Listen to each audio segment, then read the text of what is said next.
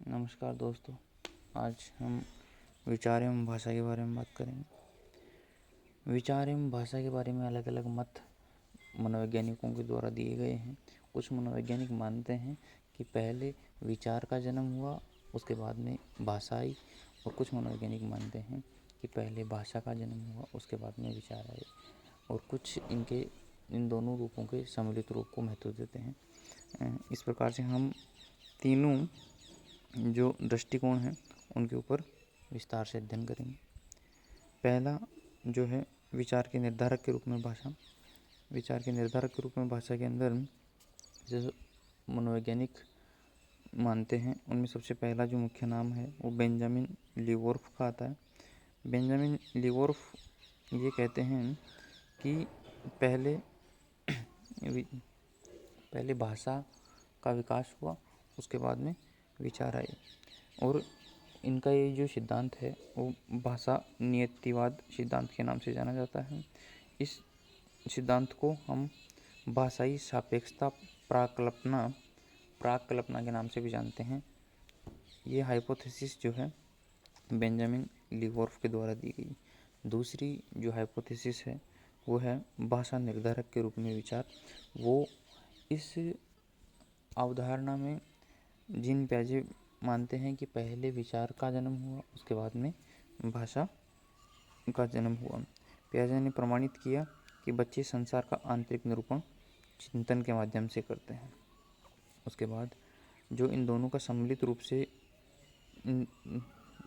से मत को प्रकट करता है वह है भाषा एवं विचार के भिन्न भिन्न उद्गम। तो इस मत को प्रकट करने वाले वाइगोत्स्की कहते हैं कि जो संवेदी प्रेरक अवस्था है उसमें 0 से 2 वर्ष की अवस्था, उसमें पहले चिंतन प्रभावी होता है, और फिर 2 वर्ष की अवस्था के बाद में भाषा और चिंतन दोनों साथ साथ में विकसित होते जाते हैं। वाइगोत्स्की मानते हैं कि संप्रत्यात्मक जो चिंतन है उसका विकास आंतरिक भाषा की गुणवत्ता पर निर्भर करता है, एवं आंतरिक भाषा की गुणवत्ता संप्रत्यात्मक चिंतन के ऊपर। इस प्रकार से भाषा की एक परिभाषा दी गई।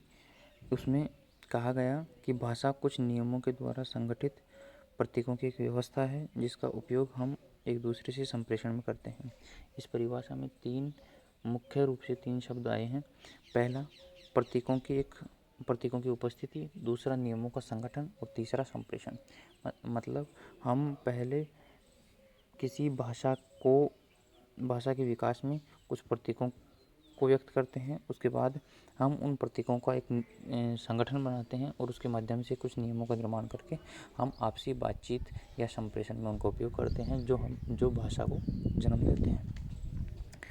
उसके बाद हम अगला जो टॉपिक है उसके अंदर भाषा के विकास के बारे में बात करेंगे। भाषा जो है एक जटिल व्यवस्था है जो केवल मनुष्य में पाई जाती है।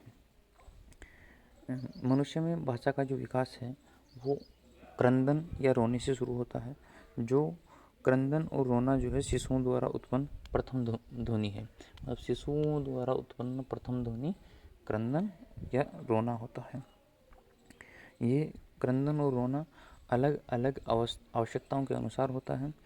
उसके बाद जो नवजात शिशु के बाद 6 माह का जब शिशु होता है तो 6 माह का शिशु बबलाने की अवस्था तक आता है, और 9 माह का शिशु जो है 9 माह का बच्चा जो है वो ध्वनियों समूह की श्रृंखला के रूप में विस्तृत हो जाती हैं, जैसे दा दा दा दा, मतलब एक ध्वनि को बार बार रिपीट करता रहता है।